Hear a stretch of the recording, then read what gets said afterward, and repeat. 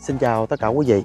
Trải qua mấy ngày mưa bão ha, thì ngày hôm nay thời tiết rất là đẹp. Và sáng ngày hôm nay đó, tôi sẽ ghé thăm ngay chỗ cánh đồng Phú Điền. Chúng ta sẽ chinh phục núi Đá Vôi nha quý vị. Và đây là cung đường ngay chỗ đường bến thuyền quý vị. Bên trái đó chính là rừng phòng hộ Tân Phú. Còn bên phải đó là những cái rẫy mà bà con đang trồng keo. Mùa này á, là cái mùa mưa và quý vị thấy người ta đang xuống giống cây keo đó.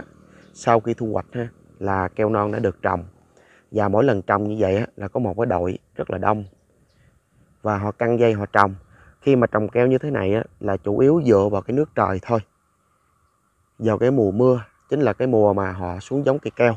Rồi thì bây giờ chúng ta sẽ tiếp tục đi đến khu vực núi Đá Vôi. Thông thường thì quý vị có thể là đi theo con đường chính để dẫn vào cái khu vực đó. Riêng tôi thì ở gần ở đây cho nên là tôi sẽ đi theo con đường tắt. Đó là con đường xuyên qua những cái rừng tràm như thế này.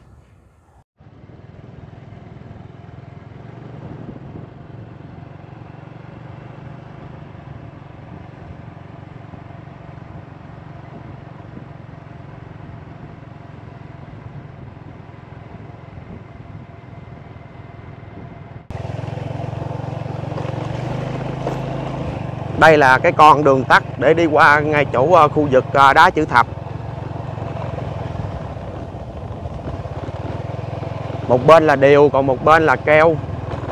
Ở trong khu vực này á, là của xã Gia Canh mà giáp ranh với xã Phú Điền của Định Quán, Đồng Nai.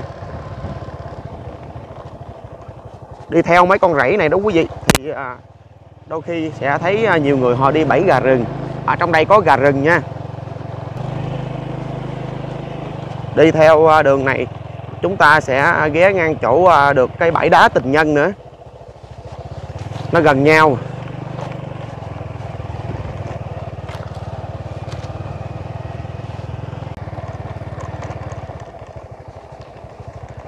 Rồi, bãi đá đầu tiên chúng ta đã tiếp cận. Đây chính là đá tình nhân.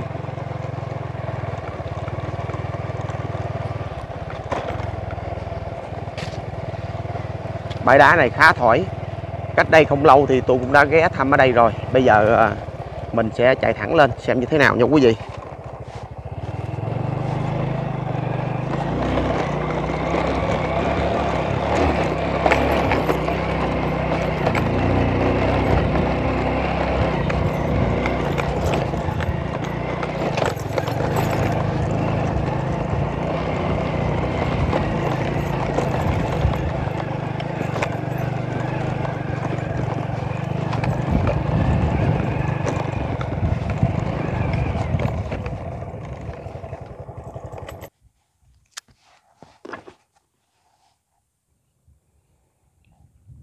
Chạy xe lên được một đoạn thôi, khoảng lưng chừng đá, cũng có thể chạy được tiếp nữa.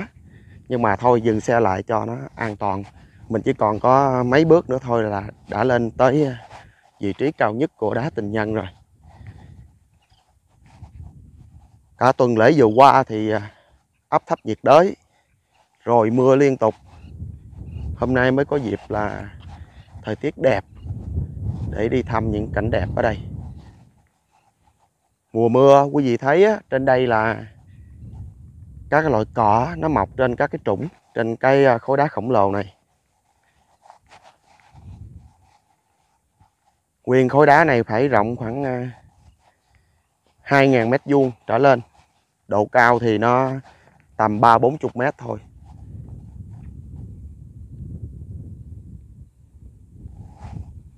Quý vị hãy hướng góc nhìn về đó. Đó chính là khu vực đồi Đông Bắc. Và kế bên có một khối đá khổng lồ, đó chính là đá Hàng Dơi. Xa hơn nữa là khu vực của rừng phòng hộ Tân Phú.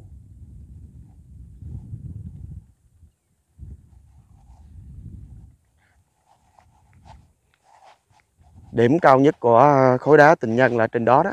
Bây giờ chúng ta tiếp tục.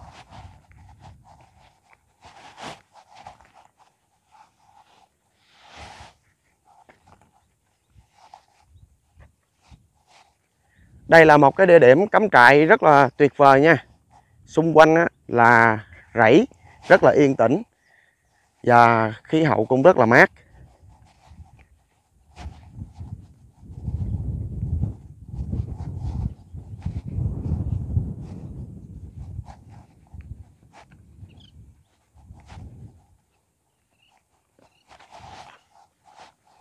Rồi, bây giờ chúng ta đã lên cái vị trí cao nhất của đá Tình Nhân rồi.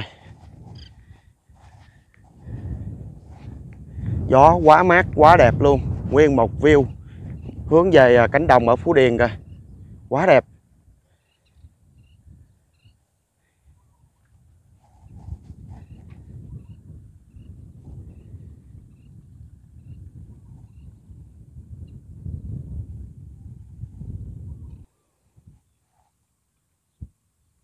Bữa nay khi mà các cái rừng keo bên dưới á, mà họ đã đốn hạ rồi cho nên mới có một cái view coi nó thông thoáng hơn quý vị. Các cái rẫy keo mà nó gần sát ngay chỗ cái rìa của cái khối đá này á, nó lại làm cho cái bố cục nó bị giống như là nó không được thông thoáng lắm. Ngày hôm nay thì nguyên một cái rẫy keo lớn ở bên dưới á, là người ta đã đốn hạ rồi, thì chúng ta mới quan sát được cái độ thỏi của cái ngay chỗ khối đá này.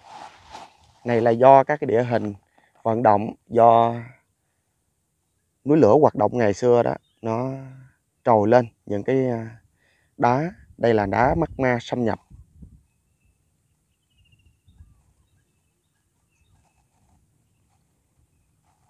Đứng ở trên đây thì gió nó thổi ù ù luôn, rất là mát. Và cũng theo cái góc nhìn này đó, chúng ta sẽ thấy ngay chỗ đồi Bảo Đại ở bên ngay chỗ Đức Linh, Võ Đắc.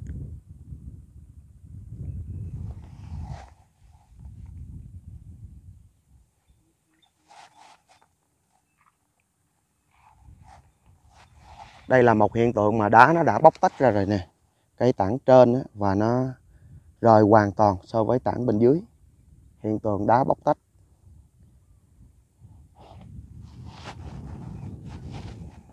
Bây giờ chúng ta sẽ đi theo cái sườn thỏi ở khu vực bãi đá Tình Nhân.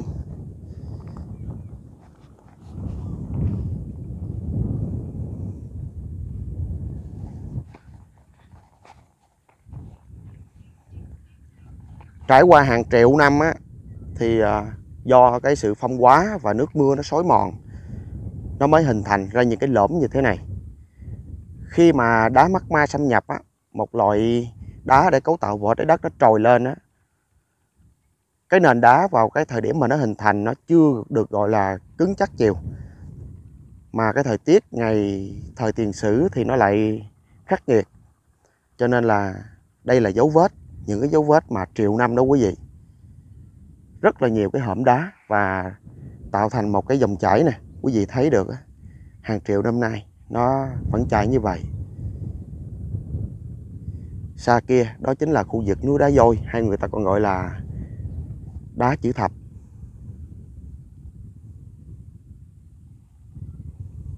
Chỗ này tương đối bằng phẳng, tức là cái vị trí ở bên trên đó, cho nên đến đây thì có thể hạ liều cắm trại được, ngắm được cái view rất là đẹp. Chỉ có là cái cánh ngay chỗ phía nam này nè, thì cái sườn đá nó dốc và nó giống như là vực thẳm. Góc nhìn này là chúng ta sẽ hướng ra ngay chỗ quốc lộ 20. Ở đây thì chúng ta có thể thấy được cái ngọn núi phía xa đó, đó chính là một trong những ngọn núi lửa đẹp nhất của Đồng Nai, núi lửa km 117. Thấy được nhà thờ Phú Điền rồi, cánh đồng Phú Điền.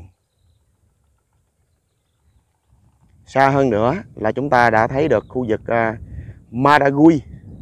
Rồi lên nữa là đèo Bảo Lộc.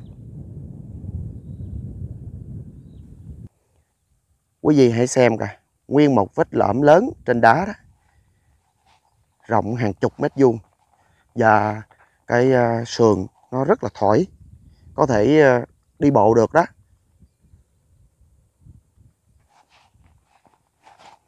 Bây giờ mình thử đi xuống cái sườn thỏi này nha, xem như thế nào. Dễ đi lắm. Cái bề mặt của đá nó cũng bám rất là nhiều. Chà, cái chỗ này tôi thấy rằng nhiều người đến đây họ hạ trại ở dưới này luôn nè. Ngay chỗ cái hõm vực này đó, thì nó sẽ che bớt được một cái phần gió ở bên trên. Xuống đây ngồi thì cũng mát nè.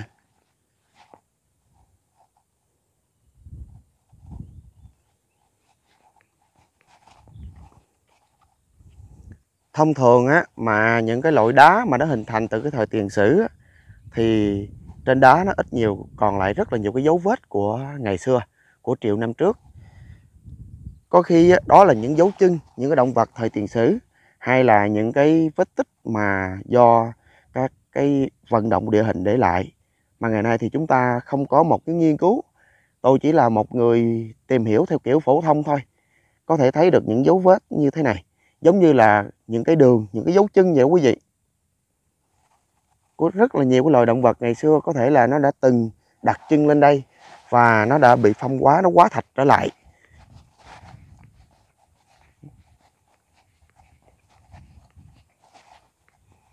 Đây là cái hiện tượng mà đá nó bóc tách nè, có nghĩa ngày xưa nó là một khối liền lạc, trải qua mưa gió và thời gian đó thì cái phần mặt nó sẽ bóc tách từng lớp, và mỗi lần nó bóc tách như vậy đó là cái tầng trên nó hoàn toàn nó rời ra so với bên dưới.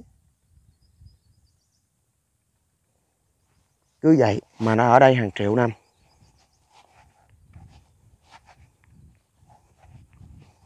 Cái tảng bóc tách nào không chịu được á, thì nó sẽ trồi xuống bên dưới, nó trợt xuống dưới đó đó, rồi người ta sẽ đem về để chẻ ra rồi làm các cái công trình xây dựng. Chẳng hạn như đây là 3 cái tảng đá nó đã bóc tách ra rồi nè.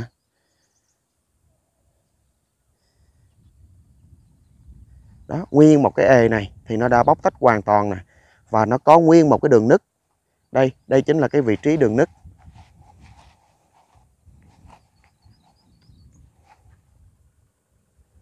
Nguyên một cái mảng này, không biết thời gian trong tương lai là bao lâu thì nó sẽ tách và nó tuột xuống bên dưới thì mình không rõ được. Rộng khoảng mấy chục mét vuông đó. Những khối đá như thế này thì chẻ về ha, làm cừ cái móng nhà đó, họ xây những cái công trình. Bên dưới thì có dấu những cái người họ chẻ rồi đó. Còn ở trên đây là độ cao cho nên là không ai lên đây để lấy đá này về làm gì.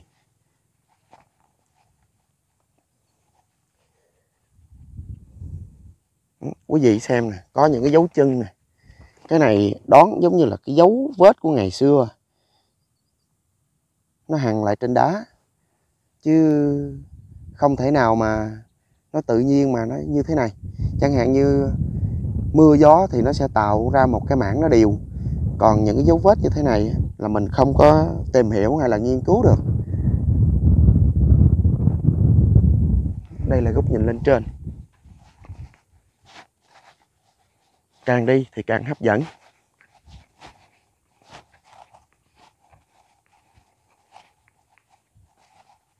Đó, nguyên một cái bệ đá bên dưới là người ta dùng máy bắn đá họ chẻ ra đó.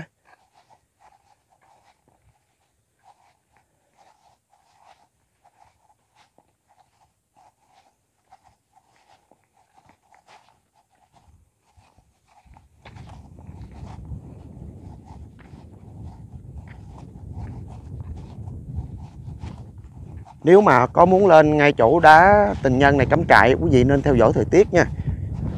Bữa nào mà không có mưa thì ở đây thì tuyệt vời đó.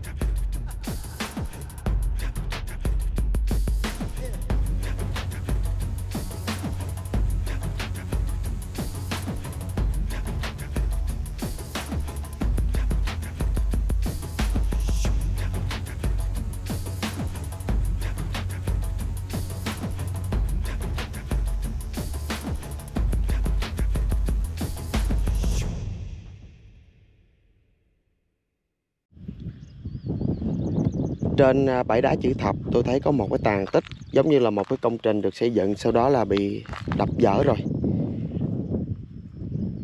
Không biết rằng đây là gì. Có một vài người nói thì đây là một căn nhà nhỏ thôi được xây ở trên đây. Qua bên ngay chỗ núi đá voi, quý vị thấy một cái khối đá khổng lồ giống như một con voi đó, người ta còn gọi là đá chữ thập. Chúng ta cũng sẽ đi theo những con đường trong cái rẫy của người dân ở đây.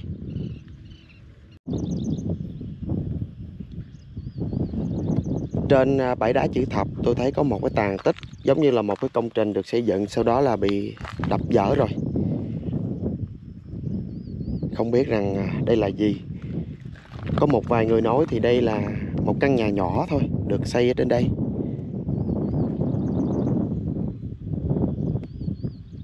Rồi bây giờ rời đá chữ thập thì chúng ta sẽ qua bên kia quý vị. Qua bên ngay chỗ núi đá voi, quý vị thấy một cái khối đá khổng lồ giống như một con voi đó, người ta còn gọi là đá chữ thập. Chúng ta cũng sẽ đi theo những con đường trong cái rẫy của người dân ở đây. Tôi định rời đi nhưng mà phát hiện có những cái khối đá nham thạch rất là đẹp quý vị. Cái này là đá đỏ nham thạch do núi lửa nó tạo thành nè. Nó những hình thù như thế này. Và nó nhẹ nha, nó không nặng, giống như đá bọt, đá tàng ong vậy đó. Rất là nhẹ. Dùng này là dùng của núi lửa mà.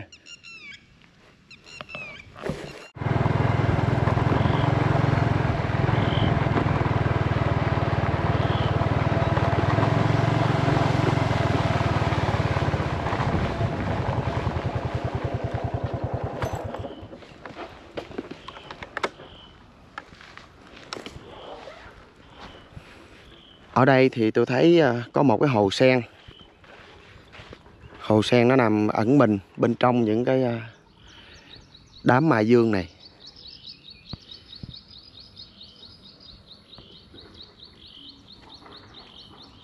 Xa xa về phía đó thì thấy có một căn nhà bỏ hoang.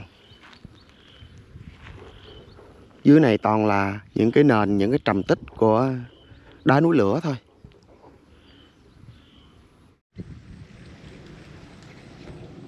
Mùa này thì cánh đồng ở Phú Điền đã gặt rồi, nhưng cũng là cái mùa mà sen nở đó.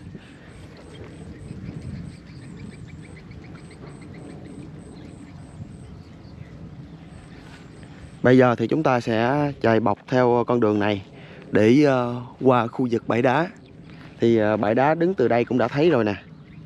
Đó, một khối đá đồ sộ bên kia.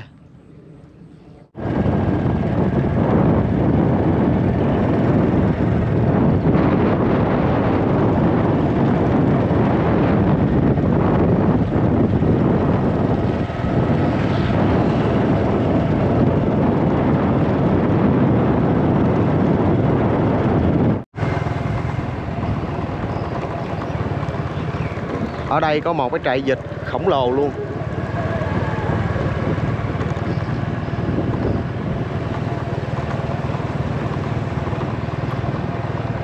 Đây là con đường dẫn vô ngay chỗ đá chữ thập.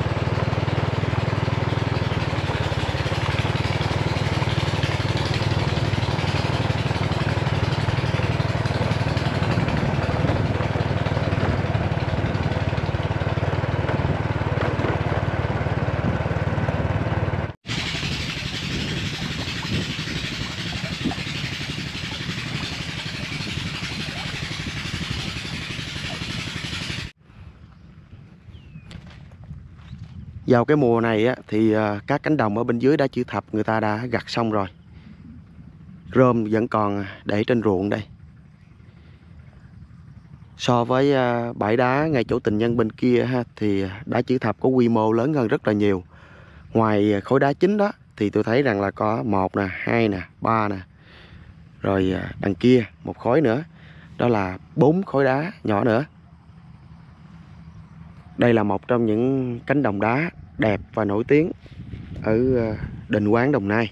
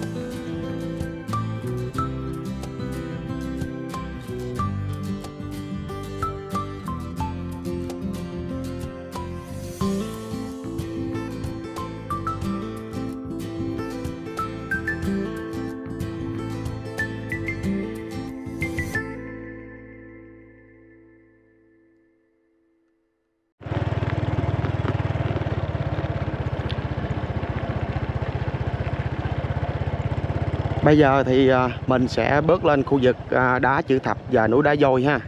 Thì ở đây quý vị có 2 cái điểm. Một cái khối đá nhỏ hơn thì thấy định vị ghi là đá vôi, còn bên kia là đá chữ thập.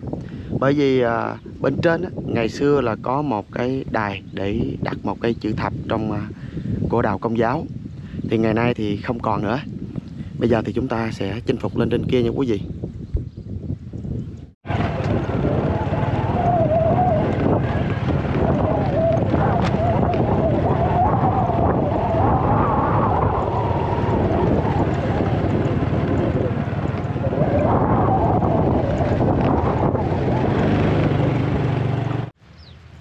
Ở đây có một cây bằng lăng đang trổ bông nè. Nó mọc ra từ cái kẽ đá. Chỉ một gốc bằng lăng duy nhất, nhưng lại là một trong những điểm nhấn trên cánh đồng này. Rất đẹp. Bông màu tím ha. Như vậy đây là một cụm nha quý vị. Xin lỗi. Có nghĩa là theo kẽ đá đó, nó đẻ ra những cái cây con nhỏ và đi tới đây.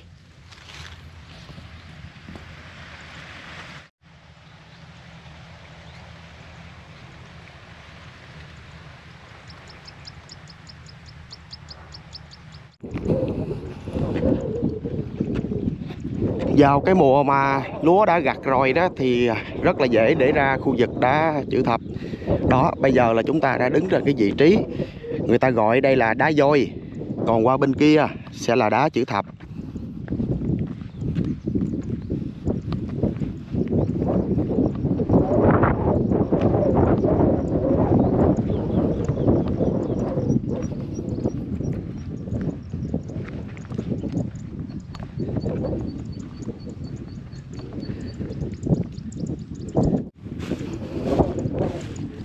Đi theo cái đường của xe máy cày đi cho nó dễ đi.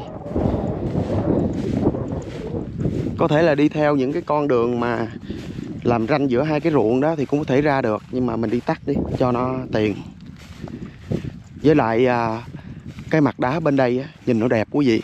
Lý do rằng là có nhiều cái vết lõm nó hằn sâu vào trong đá ha. Có nơi nó tạo thành một cái hốc và có dơi ở được trỏng bên trong luôn quý vị. Có lần cách đây cũng cả năm rồi đó, tôi có ghé thăm thì tôi thấy rằng cái hốc đằng kia đó tối nó dơi nó về nó ngủ.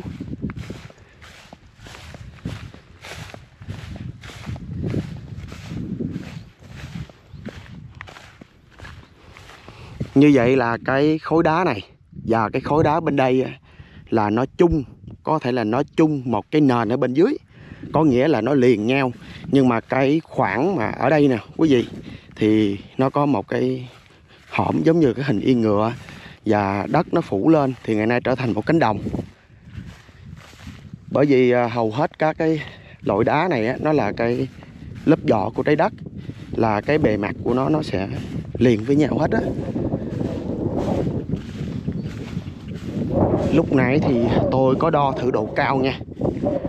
Đá chữ thập này á, độ cao khoảng 40 cho đến là 42 mét.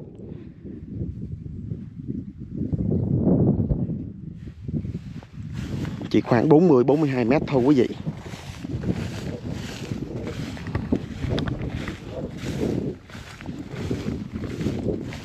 Mình đang tiến sát vào trong cái vị trí của vách đá dựng đứng.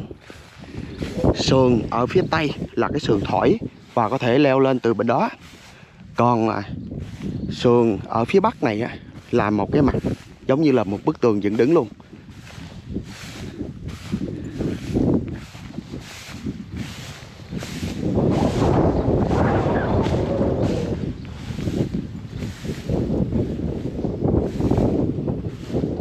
Ồ chà, ở đây có một cái đám rau muống, nó tốt vô cùng chưa.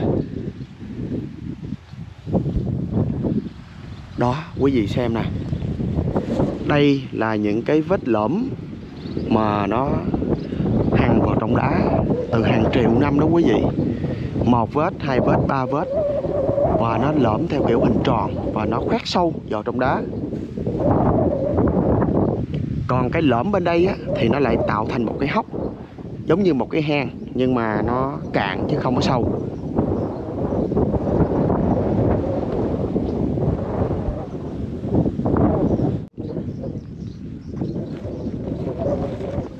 Bây giờ mình sẽ đi vào ngay chỗ cái hốc đá ở bên trong của núi chữ thập nha.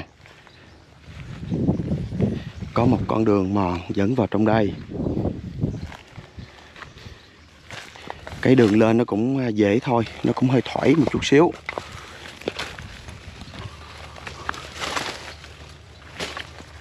Đây chính là cái vị trí mà cái hốc đá mà mình nói nè.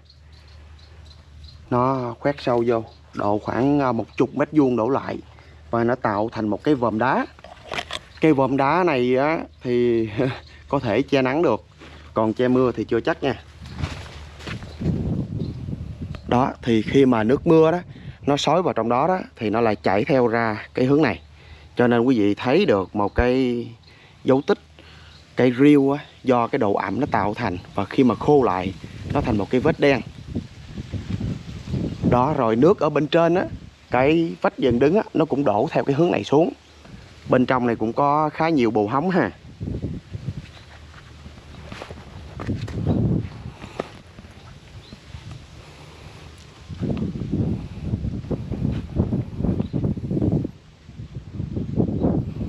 Không ngờ rằng trong đây á, thì gió nó lại quặn vào trong cái hõm này. Đứng ở đây mà mát lạnh luôn, lồng lộng luôn. cũng có người lên trên đây thám hiểm đây. Cái chỗ này ha, mà cắm trại đặt cái liều trong đây thì phải nói rằng tuyệt vời luôn. Che nắng được, che mưa được luôn đó. Cạnh này có thể che mưa được, nhưng mà với điều kiện phải có liều nha.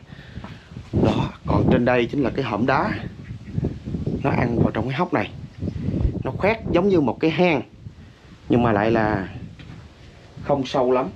Đứng ở đây thì cũng có thể thấy được rồi. Đó, quý vị xem đó. Tới ngay chỗ những cái hòn đá nhỏ nhỏ đó là đã hết rồi.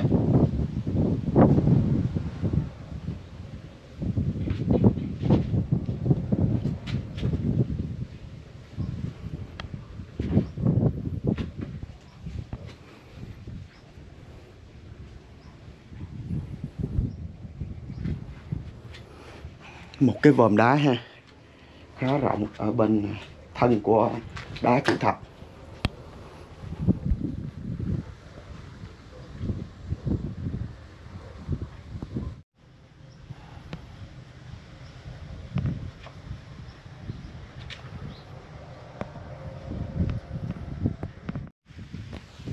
Và khi mà quý vị tham quan khu vực đá chữ thập hay là một số loại đá mà nó là đá magma xâm nhập đó, thì quý vị sẽ thấy có những cái đường.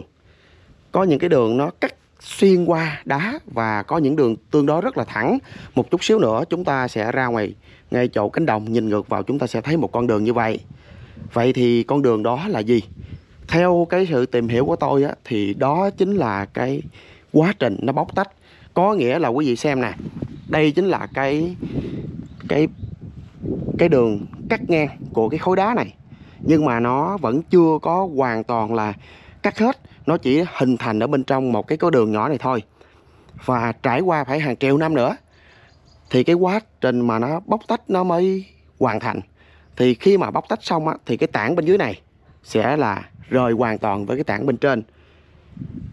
Thì đó cũng là cái nguyên lý nó tạo thành cái khu vực mà khối đá ba chồng, cũng như là một số cái tảng đá mà chúng ta đã tham quan lúc nãy. Từ đá tình nhân qua tới khu vực đá vôi và đá chữ thập, chúng ta vẫn thấy cái hiện tượng đó. Một chút xíu nữa qua đá vôi chúng ta sẽ thấy được những cái tảng đá nó vẫn còn nằm trơ trọi ở trên đó. Rồi bây giờ bước xuống nha, tham quan một vài điểm nữa.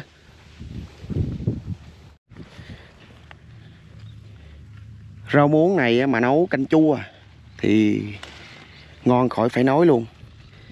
Sẵn ghé ở đây thì hái nắm rau muống luôn, về nấu canh chua ăn. Rau muống ruộng nha, rau muống đồng đó. Rồi bây giờ thì tôi sẽ chỉ lại cái vị trí mà cái đường nó đi thẳng, nó xuyên ngang qua cái khối đá này. Quý vị thấy ha, cái điểm bắt đầu từ trên ngay vị trí cái mỏm bên đó và nó cắt xéo xuống dưới này. Thì những cái vết như vậy á, nó sẽ bóc từ từ, nó phong hóa, nó bóc tách từ từ. Là cái phần tiếp giáp giữa cái mí trên của cái đường đó đó quý vị, của khối đá trên á, nó sẽ hõm vô từ từ.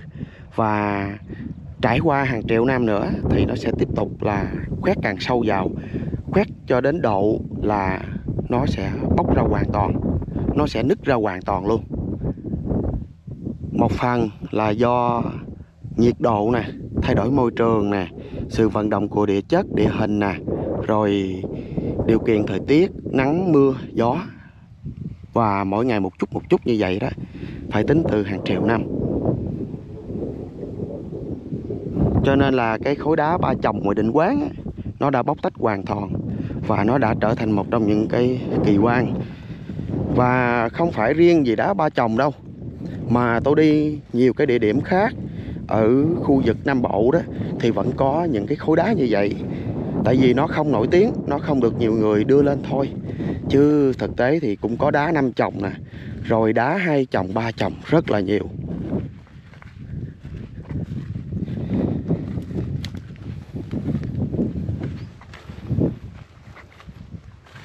Thì đây là cái minh chứng rõ nét nhất nè cho cái hiện tượng bóc tách của địa hình đó.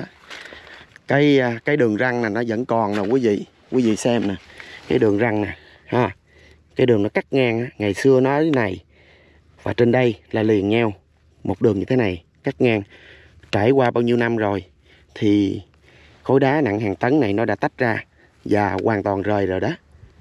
Cũng giống như bên đây. Cho nên là có một số người đó họ sẽ dùng cái máy bắn đá, họ bắn những cái tảng này ra để làm những cái công trình xây dựng. Tách ra hoàn toàn hết rồi đó. Đây nè, giống như khối này tách ra luôn rồi nè, thành 3 tảng.